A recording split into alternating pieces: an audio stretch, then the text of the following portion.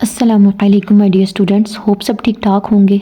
चलें जी, आज के टॉपिक स्टार्ट करते हैं, दैट इज़ पेरोक्सिसोम्स। अगेन जैसे कि पहले हम डिस्कस कर चुके हैं कि हमने वर्ड्स को उनके रूट वर्ड्स के हिसाब से भी देखना है, ठीक है। तो सबसे पहले अगर हम पेरोक्सिसोम्स की बात करते हैं तो इसे पेरोक्सिसोम क्यों कहते हैं? सोम का मतलब होता है बॉडी, एंड पेरोक्सी इसलिए कहते हैं क्योंकि इसमें होता है इसका काम होता है कि इसने हाइड्रोजन पेरोक्साइड के साथ डील करना होता है। H2O2 is basically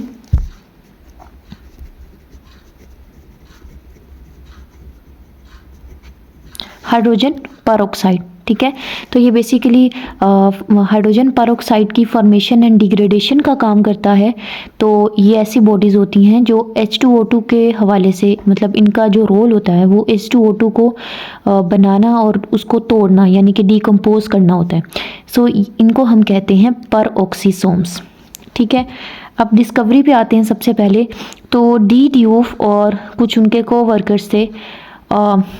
coworkers basically जो किसी भी काम में किसी भी एक्सपेरिमेंट में, किसी भी स्टडी के अंदर एक साइंटिस्ट के साथ जो काम कर रहे होते हैं और भी लोग, उन्हें कहते हैं कोवर्कर्स, ठीक है। मेन काम तो डीड्यूफ का है ना, और इसके साथ कुछ कोवर्कर्स भी हैं, उन्होंने मिलकर इसकी डिस्कवरी की थी 1965 के अंदर पेरोक्सिसोम्स की।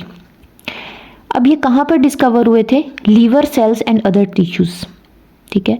तो peroxisomes liver cells and other tissues में डिस्कवर हुए थे, ठीक है।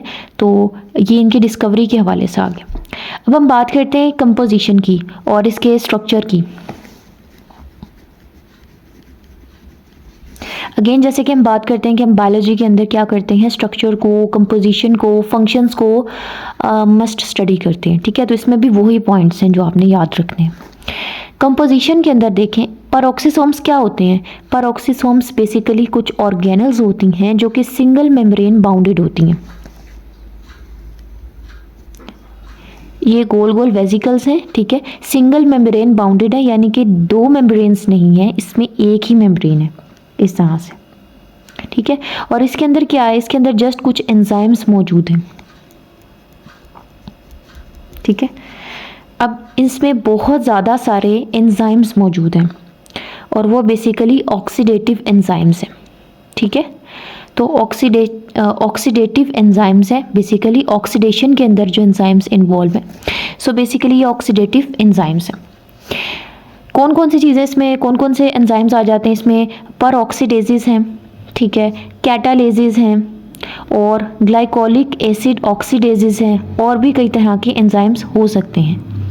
तो एक बात याद रखिएगा, एंजाइम्स जब भी किसी वर्ड के साथ आपको ASE नज़र आ जाए तो इसका मतलब होगा कि वो कोई ना कोई एंजाइम है, ठीक है। एंजाइम को जब हम नाम देते हैं, ठीक है, नोमेनक्लेचर होती है जो एंजाइम्स की, यानी कि उसको नाम देने का जो तरीकाकार है उसे नोमेनक्लेचर कहते हैं। तो जो नोमेनक्लेचर होती है एंजाइम्स की, वो इस बेस पर होती है ना, उसके नोमेनक्लेचर में अगर हम देखें तो उस एंजाइम्स को कई कैटेगरीज़ में डिवाइड किया जाता है, ठीक है। तो उसमें एक जो कैटेगरी है उसमें हम डिफरेंट किस्म के, क्योंकि एंजाइम्स को स्टडी करते हैं, तो कुछ ऑक्सीडेशन रिएक्शंस के अंदर इन्वॉल्व होते हैं, कुछ हाइड्रोलिटिक रिएक्शंस के अंदर इन्वॉल्व होते हैं, तो उसकी बेस पर उसके नाम होते हैं। यहाँ पर हम ऑक्सीडेटिव एंजाइम्स को डिस्कस कर रहे हैं, ठीक है। तो यहाँ पर एक बात याद रहे कि जब भी आप ASE, किसी भी वर्ड के साथ ASE लगेगा ना बायो के अंदर, जब भी आप ये पढ़ेंगे तो ASE का मतलब होगा एंजाइम्स, ठीक है। तो ये बात याद रखिएगा, छोटी छोटी चीज़ें बहुत ज़्यादा हेल्प करती हैं आपको, ठीक है। तो ये देखिए सबके अंदर ASE आ रहा है, इसका मतलब ये सारे ही एंजाइम्स हैं, ठीक है। सो दीज ऑर्गेनल्स हैं, ये जो ऑर्गेनल्स हैं ये रिच इन ऑक्सीडेटिव एंजाइम्स हैं बेसिकली। ये इसकी कंपोजिशन या स्ट्रक्चर हो गया। यहाँ पे एक और पॉइंट लिखा हुआ मेम्ब्रेन का, जो हम यहाँ पे डिस्कस कर चुके हैं, that is single membrane bound, ठीक है। तो ये सिंगल मेम्ब्रेन बाउंडेड होते हैं। अभी तक हमने जितने भी ऑर्गेनल्स पढ़े हैं वो सारे ही सिंगल मेम्ब्रेन बाउंडेड हैं। जो डबल मेम्ब्रेन बाउंडेड है वो इंशाल्लाह आगे डिस्कस होंगे। तो यहाँ पर अगर हम देखते हैं इसके फंक्शन के हवाले से, तो ये फंक्शन तो हमें इसके नाम से ही पता चल गया था। पेरोक्सिसोम्स का नाम पेरोक्सिसोम्स इसलिए है क्योंकि पेरोक्सी, ठीक है, कि ये पेरोक्साइड्स, ठीक है, पेरोक्साइड्स हाइड्रोजन पेरोक्साइड्स के साथ डील कर रहा है। क्या कर रहा है कि इसकी जो है फॉर्मेशन कर रहा है या फिर डिकम्पोजिशन कर रहा है। तो ये फंक्शन है पेरोक्सिसोम्स का।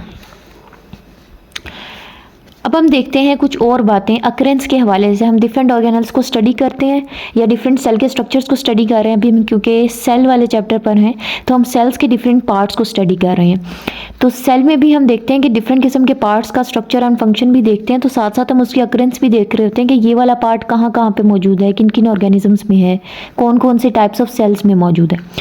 तो जैसे कि हमने सेल वॉल की बात की थी, तो हमने कहा था एनिमल्स के अंदर सेल वॉल नहीं होती, प्लांट्स के अंदर सेल वॉल होती है, ठीक है। तो इसी तरह से इसकी अकरेंस क्या है, ये कहाँ पर पाया जाता है, तो ये बेसिकली प्लांट्स के अंदर भी होता है और एनिमल सेल्स के अंदर भी होता है, ठीक है। एक और ऑर्गेनल है जो कि ग्लाइऑक्सिसोम है। ग्लाइऑक्सिसोम जो हम नेक्स्ट इंशाल्लाह पढ़ेंगे। तो जो ग्लाइऑक्सिसोम्स है वो सिर्फ और सिर्फ प्लांट्स में होती है, लेकिन जो पेरोक्सिसोम्स हैं ये प्लांट्स एंड एनिमल्स दोनों के अंदर पाए जा सकते हैं। इसका डायमीटर जो होता है वो सिर्फ बहुत शॉर्ट डायमीटर है, दैट इज़ 0.5 माइक्रोमीटर। अब देखिए सेल्स खुद इतने छोटे होते हैं कि उनको माइक्रोस्कोप के अंदर देखना पड़ता है ना। तो सेल के ऑर्गेनल्स आप खुद सोचेंगे कितने और भी ज़्यादा छोटे होंगे, ठीक है। तो ये जस्ट 0.5 माइक्रोमीटर इसका डायमीटर होता है। और इसके अलावा ना सिर्फ ये प्लांट्स एंड एनिमल्स में बल्कि और भी, जैसे कि प्रोटोजोआ बेसिकली क्या होते हैं, ये ऐसे ऑर्गेनिजम्स होते हैं जो या तो यूनिसेल्युलर होते हैं, यानी कि ये पूरे ऑर्गेनिज्म एक ही सेल पर बने होते हैं, एक सेल पर मुश्तमिल ऑर्गेनिजम्स होते हैं, या फिर सिंपल मल्टी सेलुलर होते हैं। सिंपल मल्टी सेलुलर का क्या मतलब है? सिंपल मल्टी सेलुलर का मतलब है कि कुछ ही सेल्स इसमें होते हैं, बहुत ज़्यादा भी नहीं हो सकते, कुछ ही सेल्स होते हैं, ठीक है। तो या तो एक सेल होगा या कई तरह के सेल्स होंगे, तो वो प्रोटोजोन्स होते हैं, ठीक है। तो ये basically protozoans basically phylum, basically ये जो मैंने दो बातें की हैं यूनिसेलुलर एंड सिंपल मल्टीसेलुलर, ये बेसिकली प्रोटिस्ट्स के बारे में की है, ठीक है। प्रोटिस्ट भी एक कैटेगरी है, जैसे हम पढ़ते हैं ना बैक्टीरिया हैं, प्लांट्स हैं, एनिमल्स हैं, फंजाई है, इसी तरह प्रोटिस्ट भी एक कैटेगरी होती है और इसी के अंदर प्रोटोजोन्स आते हैं, ठीक है।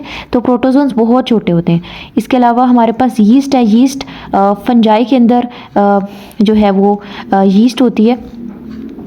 ये फंजाई की कैटेगरी में एक यीस्ट की कैटेगरी भी होती है और ये भी यूनिसेलुलर होते हैं।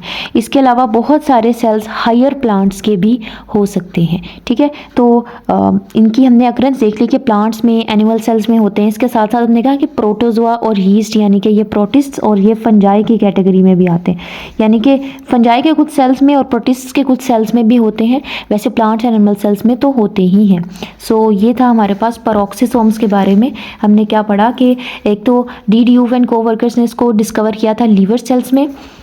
फिर कंपोजिशन की बात की कि इसमें जो है एक सिंगल मेम्ब्रेन बाउंड होती है और अंदर बहुत सारे इसके ऑक्सीडेटिव एंजाइम्स होते हैं, जिसमें peroxidase, catalase, glycolic acid oxidase और बहुत सारे एंजाइम्स हैं।